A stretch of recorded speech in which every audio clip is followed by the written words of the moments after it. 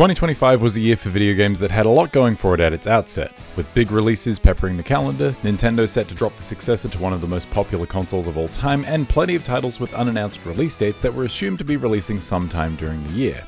Now that it's over, I feel like we can say that it was pretty strong overall. Even with the biggest of those unscheduled games being pushed to this year, 2025 felt like it delivered. It was a year with something for everyone, no matter your budget, your taste in genre, or whether you wanted something familiar or something fresh. Plenty of new faces in the independent scene came to show that you didn't need expansive budgets and bloated teams to make special video game experiences that people love, while some industry heavy hitters would prove that the AAA environment can still come to play, debatable sustainability aside. So, as per usual, the following are my favorite games of last year. I can't play everything, we all have individual tastes, some games just come out too damn late to be considered properly. You all know the deal. Without further ado, let's get into it. These are the House of Hura's official top 10 games of 2025. Number 10. Absilum. Beat 'em ups are something of a low-key favorite genre of mine. They certainly aren't the games I gravitate to most of the time, but when I get my hands on one that sparks joy, I will sing its praises to anyone who will listen, and also some folks that won't. On that note, man, Absilum is really goddamn cool. A roguelike beat 'em up isn't super out there on paper, considering the genre's typical reliance on replaying levels, but I can't say it's a genre mashup that's ever caught my eye before. Surely it's been done, but Absilum stands, in my mind, as the preeminent example of the roguelike beat 'em up. To start, Absilum is such a satisfying side-scrolling beat 'em up at its core. Its characters are unique and varied in both design and play, giving players the choice between aerial combos, grapple options, zone control gameplay, and everything in between, while also providing a diverse range of enemies to run down. And the actual combat itself is so impactful and punchy. It can't be overstated just how satisfying it feels to beat down an enemy in Absilum. And this is all before you insert the roguelike elements. Every so often, usually midway through a path or after a boss fight, you'll be given character growth options, ranging from elemental modifiers and tweaks to your base movesets to entirely new techniques to add to your repertoire for a run. Just one of Absilum's 4 playable characters can vary wildly from run to run, which is crazy and impressive.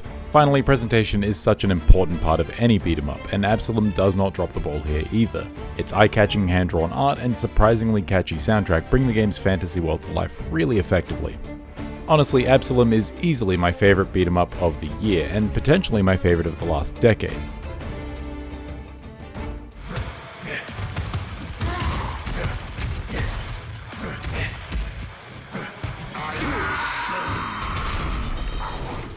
Number 9. Clair Obscur Expedition 33. It just isn't Game of the Year time without one game coming out of nowhere and claiming critical acclaim almost universally, and for 2025 that honor goes to Clair Obscur Expedition 33. I distinctly recall trailers for Clair Obscur over the last couple of years being met with reactions of mild curiosity at best, which set the stage for it to blow folks away once they got hands on with it. Expedition 33 makes a strong first impression with a flashy battle presentation and active battle elements like dodging and parrying that are super satisfying at their best and incredibly obnoxious at their flinch-baiting worst. But it's the team building that really elevates the gameplay experience of Clair Obscur for me. It plays with disparate elements like stance switching, style ranks, and even beast catching to give each character their own flavor, and these mechanics all mesh really well with the game's wider equipable perk options. The first time you hit the damage cap with some bonkers team build is very rewarding, and there's something really gratifying about ignoring the active systems that I didn't really gel with personally by not giving your enemies a chance to attack in the first place.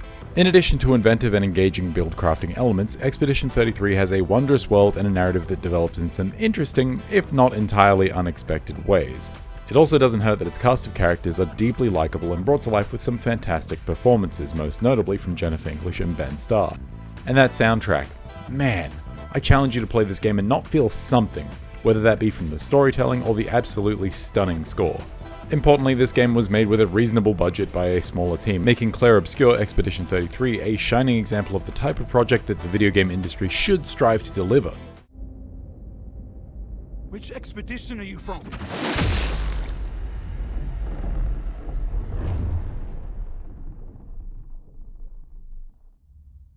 Number 8. Ball Pit. If 2024's Balatro is any indication, I am a sucker for hypnotic sounds and visuals in conjunction with really fun roguelike mechanics that encourage experimentation and letting your build get wildly out of hand.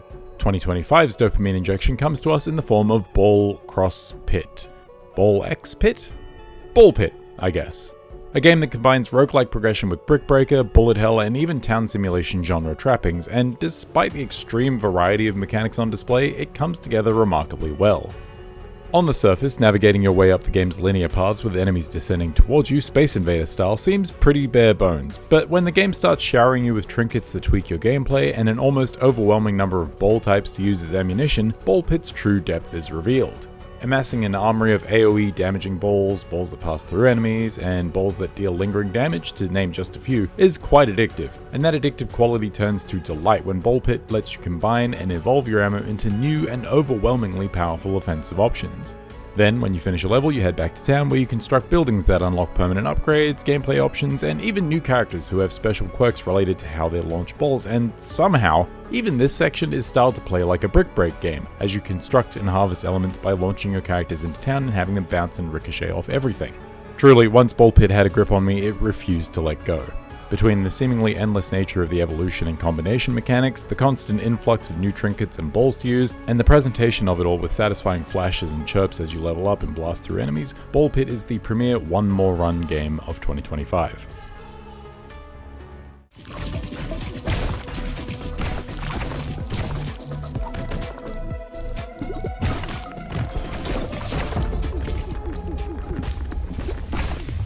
Number 7. Monster Hunter Wilds. It's been about 8 years since Monster Hunter World got its hooks into me, and since then I've looked for that kind of hard-hitting combat and meticulous preparation in a game, but with little success. I had fun with Monster Hunter Rise and even the Switch re-release of Generations, but for some reason they just didn't scratch the itch for me. It was starting to feel like World was lightning in a bottle, until I got my hands on Monster Hunter Wilds. Like World, Monster Hunter Wilds feels massive in comparison to the other games in the series. There's something about the level of detail in Wilds' monsters and environments that makes it feel that much more vital, building on the solid, visually stunning base that World delivered 8 years ago. And Wilds' world feels more alive than ever, with weather conditions that range from serene to extreme, a variety of new and returning monsters to hunt down and turn into fancy coats, and a structure that means you can jump in and out of rotating hunts at will. Moving through the environment and getting into a fight is maybe a little too smooth, as Wild's new mount mechanic basically puts the time between combat on autopilot, which is kind of a downer as someone who enjoys the hunt aspect of Monster Hunter, but I feel like new additions to the actual battles more than make up for that slight drawback.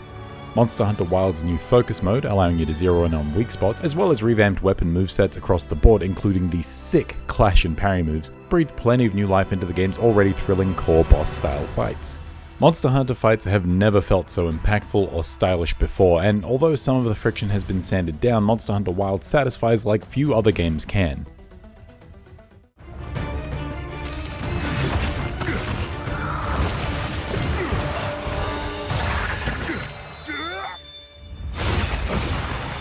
Number 6. Dispatch. It has been a while since the heyday of the episodic adventure game. 14 years in fact since Telltale's Walking Dead game was in the Game of the Year conversation, and honestly I never thought we'd see the day where a game of its ilk would make it back into the limelight. Ad Hoc Studio and its team of Telltale, Ubisoft and Night School alumni had other ideas however, and their debut title Dispatch is easily the best the genre has to offer, hands down. The quick and simple explanation for why Dispatch is the best game of its kind is that it isn't just dialogue options and quicktime events. The glut of episodic adventure games that came in the wake of 2012's Walking Dead had solid writing and a striking style, but they often came up lacking mechanically. Dispatch features a whole-ass sim game attached, wherein you send your team of Z-list anti-heroes to respond to emergencies throughout the city, gauging their various skills and usefulness and improving your team as you progress. It's a deceptively simple but effective loop that rewards team knowledge and some occasional lateral thinking with fun and beneficial outcomes. And I would honestly pay good money for an infinite version of just this. But this is just one piece of what Dispatch has to offer, with the main event obviously being its narrative, which is really good. The superhero-themed workplace comedy premise is clever and unique, and Dispatch's cast of comic book homages are awful in the most lovable ways. They're brought to life through snappy dialogue and a dry sense of humor, not to mention some great voice work, and the game excels at humanizing them in its more serious moments as well. There is a ton to love about Dispatch overall, and I just hope it doesn't take so long for the genre to deliver something this good again. In the meantime, however, I will settle for an infinite sim mode. Thanks.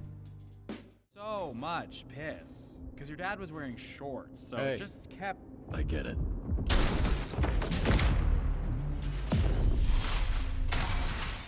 Number 5. Donkey Kong Bonanza. This year has been a pretty big one for Nintendo, with the Switch 2's release in June followed by a steady flow of solid titles to entice early adopters, and for me, none of those launches compare to the excellence that is Donkey Kong Bonanza. Now, the Big N's Big Ape may not have the best track record with 3D platformers. Trust me, I streamed Donkey Kong 64 in its entirety last year, but Donkey Kong Bonanza may just be my favorite Nintendo platformer to date. Sharing a decent amount of DNA with its developer's previous game, Mario Odyssey, DK Bonanza gives players a series of open sandboxes filled to bursting with collectibles to find. Simple enough, but it's the way you interact with Bonanza's world that really makes it special and thoroughly Donkey Kong. You smash everything. While you can still pull off some Mario Odyssey-esque acrobatic maneuvers throughout Bonanza's levels, that platforming is supplemented by a suite of extremely satisfying and fun destruction mechanics. Donkey Kong can punch and dig his way through the world, climb most surfaces, and even tear chunks of the land apart and use the environment as a weapon. Deepening these mechanics further is the fact that most materials in Bonanza's world feature unique properties, whether they be explosive, soft and moldable, or even able to float in the air. Doubling down on the destruction angle, Donkey Kong Bonanza also makes beating the hell out of enemies really satisfying, with significant hit stop and striking sound effects to accompany your cartoonish beatdowns. And this is all before you even unlock the game's progressively more insane transformation power-ups, which amp up your destructive powers and mobility in equal measure. Combine all of that with quirky and inventive challenges that reward you for experimenting with its mechanics, and some of the best cartoonish animation this side of Crash Bandicoot 4, and Donkey Kong Bonanza is an easy smash hit for Nintendo's newest console.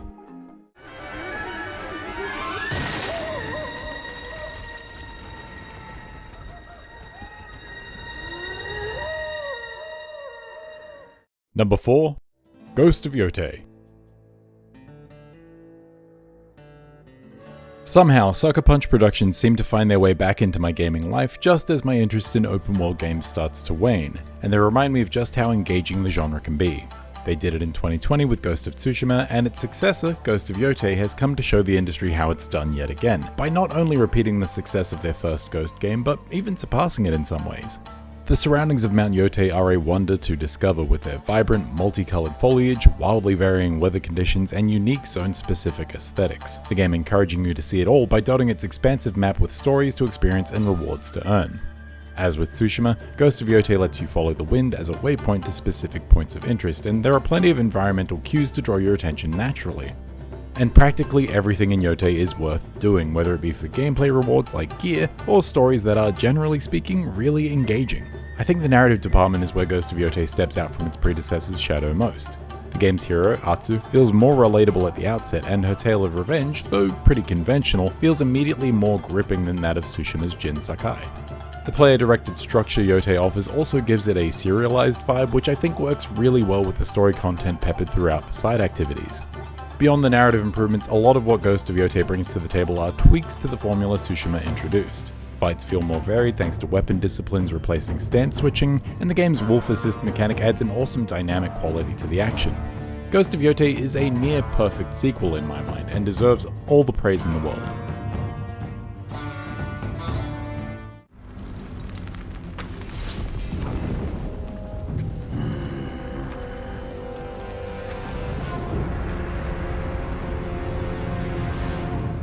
Number 3. Hades 2. In my Game of the Year video 5 years back, I recognized Supergiant Games' Hades as my best of the backlog, as I just didn't have the time to experience it properly. Well, this year I beat Hades. A lot.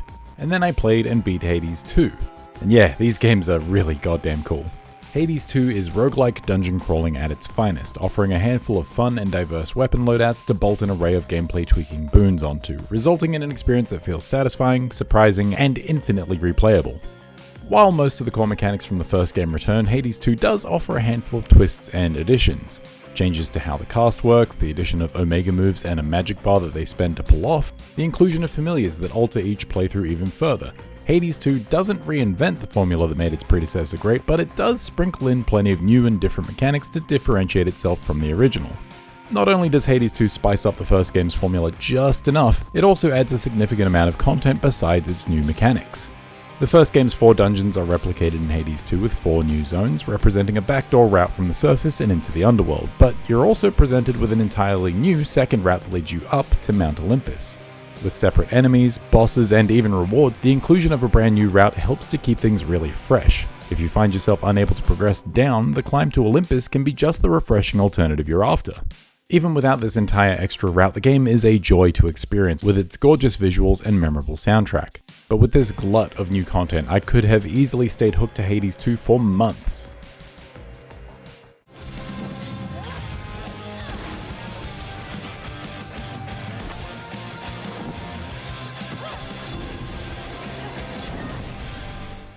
Number 2. Blueprints. Now for the actual game I was hooked to for months, Blueprints. Setting you in the shoes of a young heir to a mysterious estate and tasking you with reaching a specific room within said estate, Blueprints' intriguing plot offers an equally distinct set of gameplay mechanics to go with it. You're presented with a 45-room layout where only 2 rooms are set in stone, the entrance and the antechamber to your goal room. The other rooms are free to become any room that you have a blueprint for, and offer a preset configuration of doors, individual puzzles, and progression currencies such as gems and keys. Beyond using these currencies to buy items and unlock doors, further progression often comes down to applying knowledge from previous runs through the estate, as Blueprints is what a lot of folks are calling a Metroidvania. Finding codes or hints in specific rooms and applying it earlier in a run, or bypassing certain rooms entirely to save your precious step count, is a rewarding experience, and key to what kept me thinking about the game whenever I wasn't playing it. Learning about how certain rooms interact with one another, or finding a piece of information that's integral to a puzzle elsewhere in the house had me glued to this game, and that's not even mentioning the game's larger late game puzzles, or even how it plays with the environment in ways that seem obvious once you figure them out, but are mind-blowing when you first discover them. I also love how so many of its later puzzles relate to its unfolding narrative and deeper world building, elements that aren't immediately interesting when you start the game, but were the driving factor behind my continued playtime after I'd technically finished the game. Blueprints is just really, really clever. Like the pun in its title. Blueprints. Blueprints. Like construction. Outstanding stuff. I see a boy. A boy standing on a shore of white sand. He is looking for something. Number 1. Indiana Jones and the Great Circle.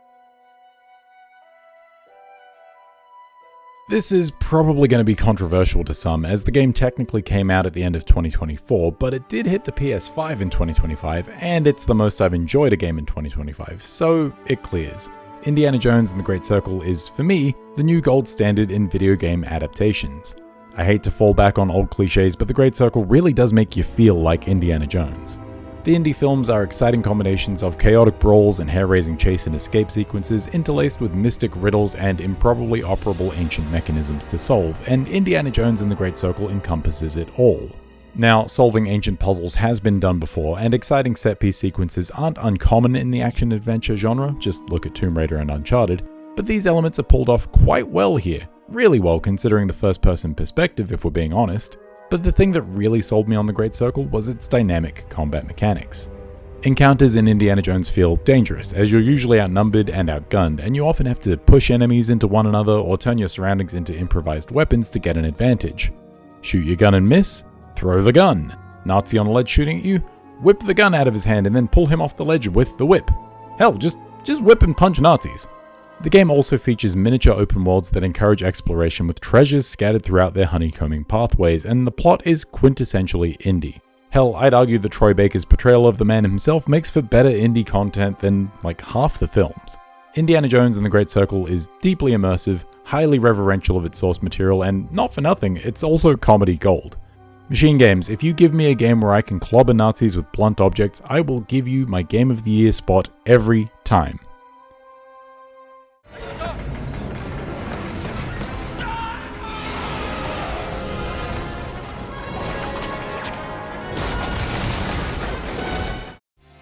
Another year, another list of 10 of the best games of the last 12 months. Video games are in a weird spot right now. Microsoft can't seem to publish anything homegrown, generative AI is infecting the art, music, and voice aspects of video games with slop, and the cost to stay in the hobby only seems to be on the rise. But in the face of all that, good games exist. Passionate developers are still out there working hard and making it happen despite it all. And 2026 has plenty to look forward to, whether you're in the market for another promising adaptation in, say, 007 First Light, like I am, or you're looking forward to stylish indie titles like Replaced or Mouse PI for Hire. Hey, maybe GTA 6 will release. It's gotta happen sometime, right? Anyway, that's it from me. Obviously, we all play and love different things, so I'd love to know what games you would include in your Game of the Year list for 2025. And what are you hoping to see in 2026? Let me know in the comments below. Until next time, I'm Josh from the House of Hura, and I hope you have a safe and happy 2026. Kakite, take care, bye bye.